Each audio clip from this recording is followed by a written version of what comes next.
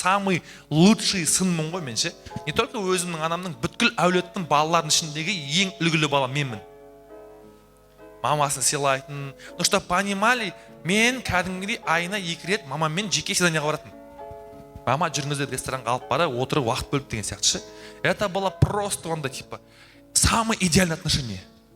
Но мен қараймын, өзімнің жеке өміріме, өзіме деген қарым-қатынасымда махаббат жоқ. Я себя не люблю, себя не уважаю, қарапайым чекап өтпеймін. Потому что мне наплевать на свое здоровье. Ұйқы қанбай, түрі әбіржіп кеткен, артық салмақ, өзі бас деген мынандай жүре берем. Өзіме деген махаббат жоқ. Қарым-қатынас бычыт болып жатыр, ажырастым бычыт болып жатыр.